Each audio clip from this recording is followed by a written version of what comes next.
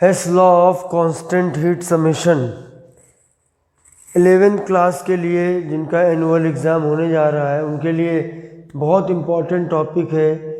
पक्का 101% हर एक स्कूल के क्लास 11 के एनुअल एग्ज़ाम में इस पे बेस्ड क्वेश्चन मिलेगा। Hess law of constant heat summation, ये हीट एंड थर्मोडायनामिक्स जो चैप्टर है, चैप्टर नंबर 5, ये उसका एक सबसे ज़्यादा इम्पॉर्टेंट टॉपिक है और मैं इसके बारे में आपको बताने जा रहा हूँ कि हेस का लॉ क्या है। हंसते हंसते आपको हेस लॉ पढ़ना है, ठीक है। आपने गाना सुना ही होगा, हंसते हंसते कट जाए रस्ते, जिंदगी यूं ही चलती रहे, खुशी मिले या गम बदलेंगे ना हम, दुनिया चाहे बदलती रहे। और बड़ा मज़ेदार इस पे एक गाना एक बार मैंने बहुत छोटे में सुना था कि पढ़ते पढ़ते फट जाए बसते, क्लासेस यूं ही बदलती रहे, कुछ इसी तरीके का था। तो आप 11th में हो, बाद में आप 12th में इसके बाद आओगे। तो एक बहुत इम्पॉर्टेंट टॉपिक है, reaction taking place in one step. कोई रिएक्शन एक स्टेप में हो या सेवरल स्टेप्स, कई स्टेप्स में हो, the net change of enthalpy is always constant. अगर उस रिएक्शन में रिएक्टेंट और प्रोडक्ट एक ही हैं, सिमिलर हैं, तो फिर उसमें आपको ये ध्यान रखना है कि उस पर कोई भी फर्क नहीं पड़ता है। दूसरा मैंने लिखा है, if reactants and products are same then delta H doesn't depend upon path of reaction. अगर रिएक्टेंट और प्रोडक्ट सेम है तो ये मतलब नहीं रहता है कि किससे बनता है, किस तरीके से बनता है। बस आपको रिएक्टेंट और प्रोडक्ट अगर सेम है तो चाहे किसी भी प्रोसेस से आप उसको बनाओ, net change in enthalpy is always constant. ये होता है इंथैल्पी चेंज डेल्टा एच, और इसको आप हीट समझिए सिंपली। अगर मैं आपको डेल्टा एच के बारे में बताऊं तो ये होता है क्यूपी। क्यू का मतलब है हीट और पी का मतलब है कांस्टेंट प्रेशर। इसका मतलब है हीट एट कांस्टेंट प्रेशर। यहाँ मैं लिख दे रहा हूँ, हीट एट कांस्टेंट प्रेशर। अब इसका सबसे इम्पॉर्टेंट एप्लीकेशन होता है डिटर्मिनेशन ऑफ इंथैल्पी और heat of formation of so many compounds. Compounds के लिए एक टर्म बड़ा इम्पॉर्टेंट होता है, मोलर इंथैल्पी ऑफ फॉर्मेशन। पूरा बोलूँ तो standard molar enthalpy of formation, ठीक है। और सिंपली अगर बोलूँ मैं तो इंथैल्पी ऑफ फॉर्मेशन या फिर हीट ऑफ फॉर्मेशन। अब जैसे इसको समझने के लिए मैं एक आपको एग्जाम्पल, हाइपोथेटिकल एग्जाम्पल लेता हूँ। जैसे मान लीजिए कि हमको रिएक्टेंट से प्रोडक्ट बनाना है। एक ये डायरेक्ट स्टेप है, दूसरा स्टेप है रिएक्टेंट से पहले ए बनाया, फिर उससे बी बनाया, फिर उससे सी बनाया और फिर उससे प्रोडक्ट बनाया। तो चाहे हम रिएक्टेंट से प्रोडक्ट डायरेक्ट बनाए या कई स्टेप घुमा फिरा के बनाए, बना रिएक्टेंट से प्रोडक्ट ही है, आर से पी ही बन रहा है। तो अब ये मान लीजिए इसका इंथैल्पी चेंज डेल्टा एच है, इसका डेल्टा एच 1, इसका डेल्टा एच 2 और इसका डेल्टा एच 3 और यहाँ पर delta H 4।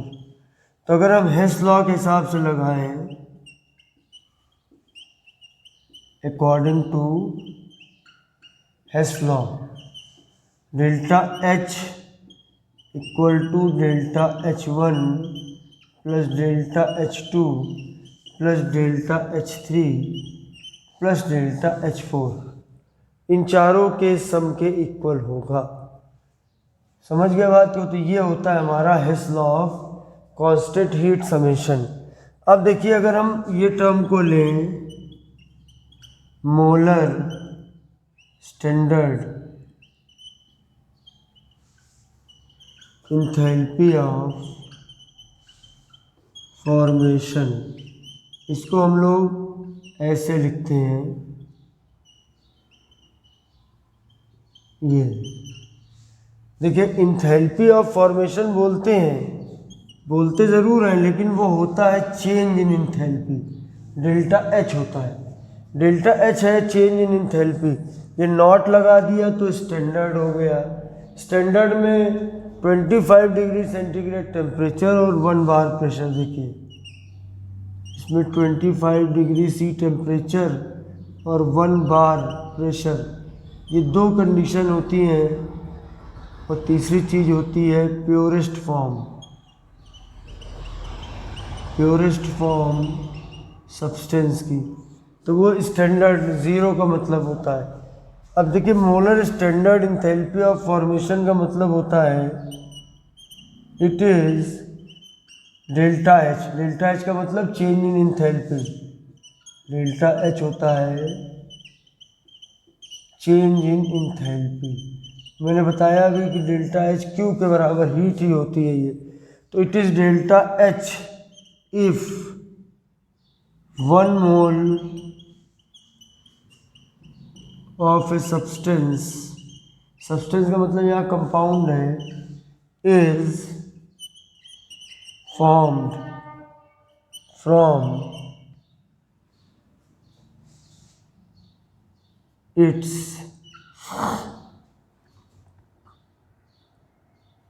Elements.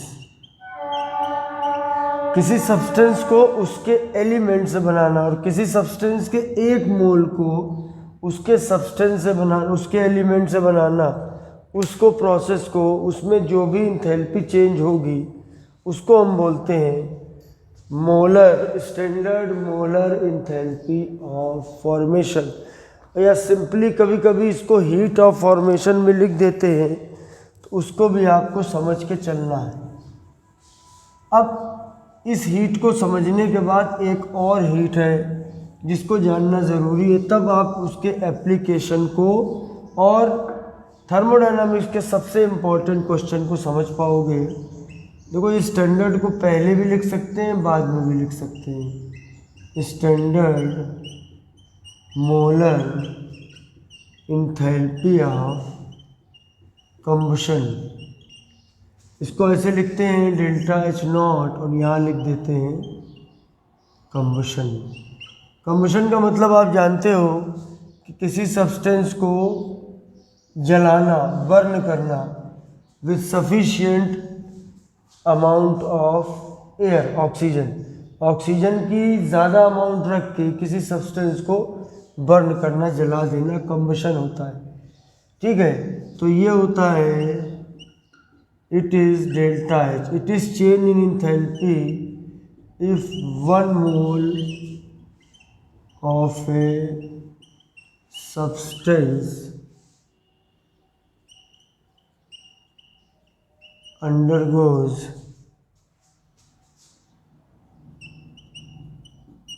complete combustion। पूरी तरह से कंबशन कराने में जो भी इंथैल्पी में चेंज होता है उसको इंथैल्पी ऑफ कंबशन कहते हैं। तो molar standard enthalpy of formation और इसका बड़ा गहरा संबंध है। बहुत ध्यान से समझिएगा इस बात को कि इन दोनों के बीच में क्या लिंक है। ठीक है, इन दोनों के बीच में मैं आपको लिंक अभी समझा देता हूँ। उसके लिए मैं आपको एग्जाम्पल लेता हूँ। तो पहले हम लोग कुछ निकाल के देखेंगे कि कैसे हम लोग इक्वेशंस बनाते हैं। बैलेंस इक्वेशन देखिए, right balance equation for enthalpy of formation. देखिए मैं कई इसमें आपको लेने जा रहा हूँ। जिस चीज़ का फॉर्मेशन करोगे उसको राइट हैंड साइड में रखोगे, जैसे CO2 का फॉर्मेशन, जैसे H2O का फॉर्मेशन, जैसे मीथेन का फॉर्मेशन, जैसे इथेन का फॉर्मेशन, जैसे बेंजीन का फॉर्मेशन, जैसे इथेनॉल का फॉर्मेशन, और जैसे एसिटिक एसिड का फॉर्मेशन। ये मैंने आपको एंथैल्पी ऑफ फॉर्मेशन की इक्वेशन बनाना सिखा रहा हूँ। किसी सब्सटेंस को 1 मोल को बनाना है हमको, हमेशा 1 मोल को ही बनाएंगे। तो ये इधर की चीज़ में सब में 1 लिखा हुआ है, यानी जब हम बैलेंस करेंगे तो इन नंबर्स को हम चेंज नहीं करेंगे और इसको बनाएंगे तो इन्हीं के एलिमेंट से। जैसे हमने CO2 में एक एलिमेंट कार्बन है और दूसरा ऑक्सीजन है, H2O में एक एलिमेंट H है, एक एलिमेंट O है, मीथेन में एक C है, एक H है, कार्बन में एक C है, एक H है, इसमें भी C है, H है, इसमें 3 है, C है, H है और O है, इसमें भी 3 है। तो किसी सब्सटेंस के 1 मोल को उसी के एलिमेंट से बनाना है, उसी के एलिमेंट से बनाना है। और ये ध्यान रखना है कि इधर वाला ये 1 मोल रहेगा।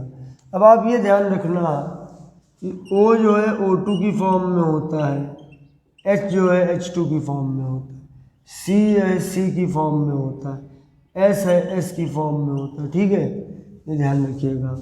जैसे O हम लिख रहे हैं एलिमेंट, तो O को हम O2 लिखेंगे। जैसे N होता, कहीं पर एलिमेंट लिखना होता तो एलिमेंटल फॉर्म उसकी N2 है। तो ऐसे हमको इस बात का ध्यान रखना। देखिए ये बैलेंस हो गया।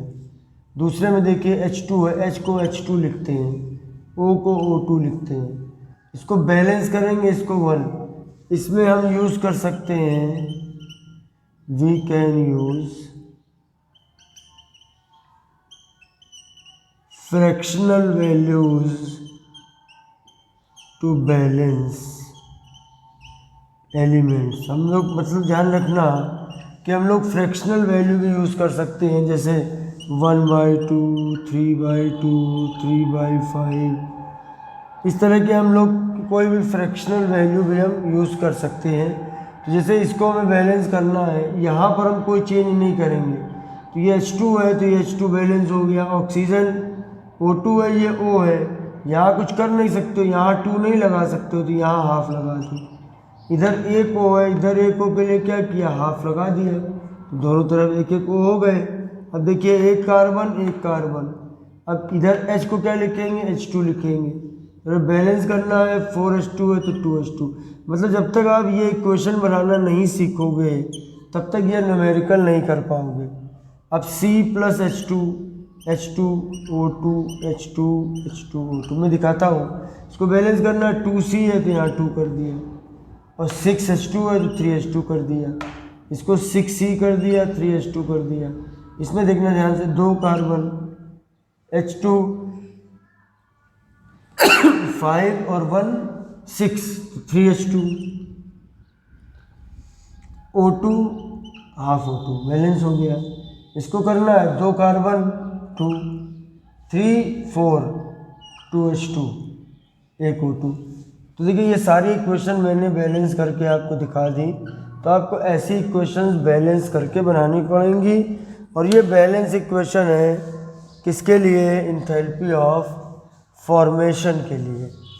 ठीक है, जिसमें फॉर्मेशन करेंगे तो राइट हैंड साइड में वो कंपाउंड रखेंगे जिसका फॉर्मेशन करते हैं, और लेफ्ट हैंड साइड में उसके एलिमेंट्स लिखेंगे।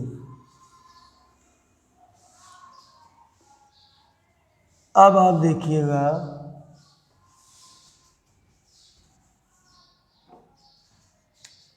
अब आते हैं हम मोलर। ये स्टैंडर्ड नहीं भी लिखा तो हर बार स्टैंडर्ड होता है। एंथैल्पी ऑफ कंबशन, इसकी हमें इक्वेशन बनानी है। ठीक है, इसकी भी हमें क्या बनानी, इक्वेशंस बनानी है बैलेंस।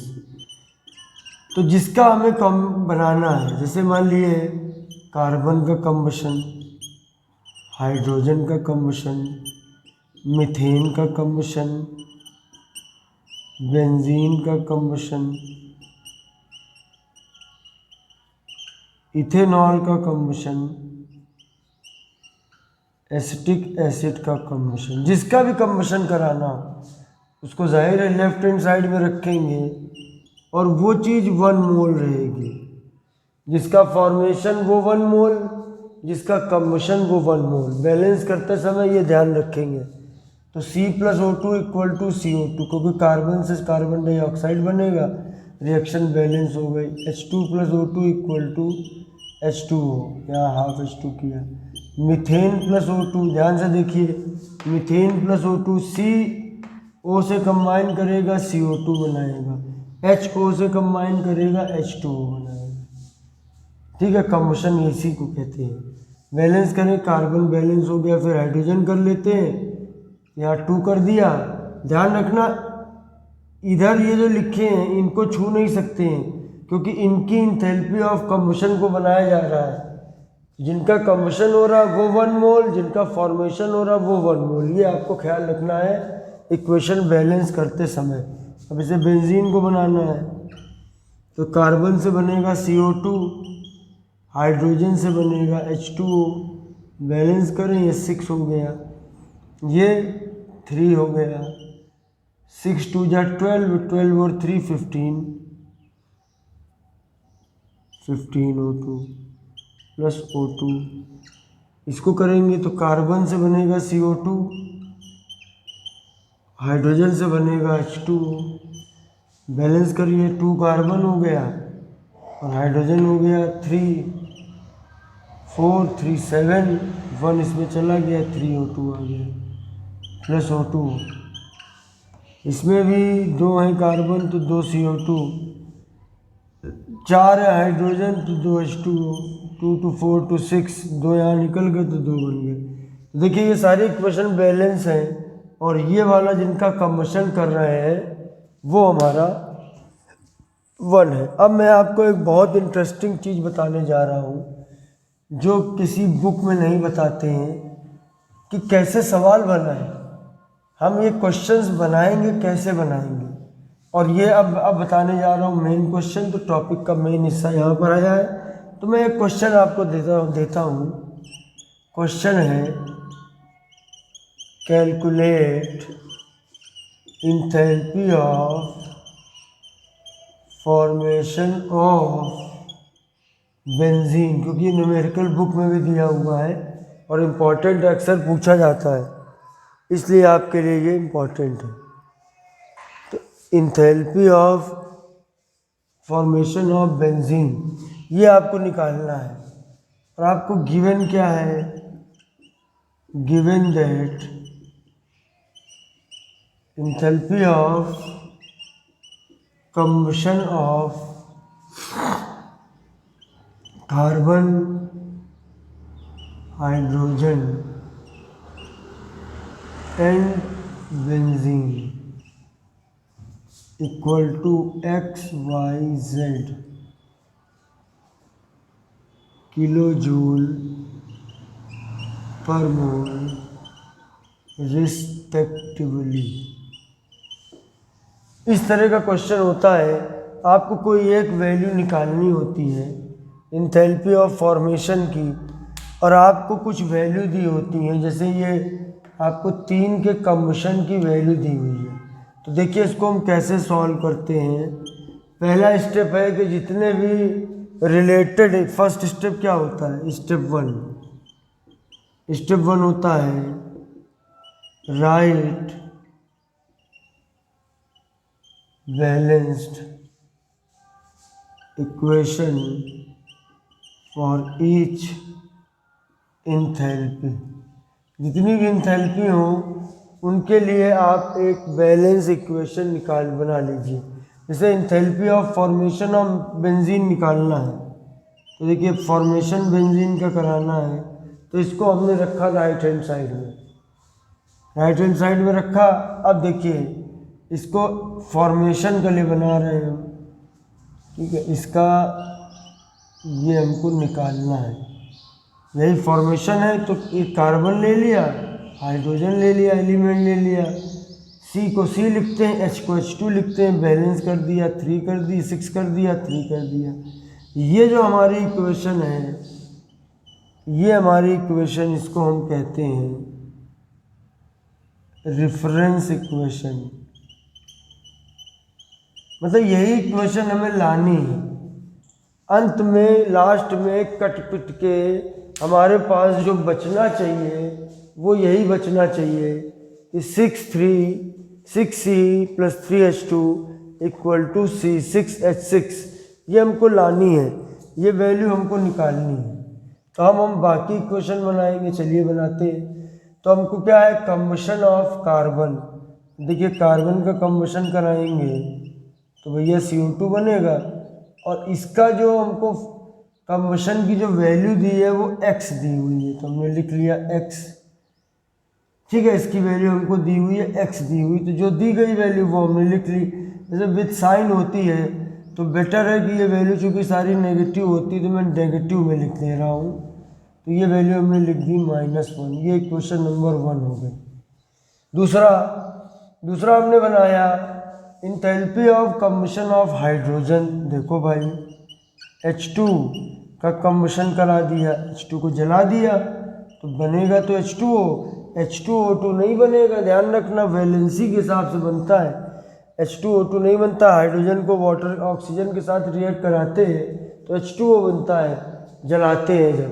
H2O2 तो स्पेशल तरीके से बनाना पड़ता है, ठीक है। अब तो यहाँ पर तुम्हारा डेल्टा H = -y, लेकिन अब यहाँ पर इसको हमको बैलेंस भी करना है ना। और जिसका कम्बशन हो रहा है, इसका कम्बशन हो रहा है, ये 1 है, इसका कम्बशन हो रहा है, ये 1 है, इसका फॉर्मेशन हो रहा है, ये 1 है। अब तीसरी इक्वेशन C6H6 का कम्बशन कराते हैं, चलिए C6H6 + O2। तो इसका जब कम्बशन कराएंगे तो क्या मिलेगा हमें, 6CO2 मिलेगा, 3H2 मिलेगा, H2O, CO2 मिलेगा, H2O मिलेगा। यहाँ पर हमारा आएगा 15/2 O2, और ये हमारी इक्वेशन नंबर 3 हो गई। अब देखिए हेस लॉ का मतलब है कि बाई यूजिंग दीज 3, अच्छा इसका जो डेल्टा H की वैल्यू है वो -z है। 3 वैल्यू दी हुई है हमको, तो 3 इक्वेशंस हमको दी हैं। These values are known to us.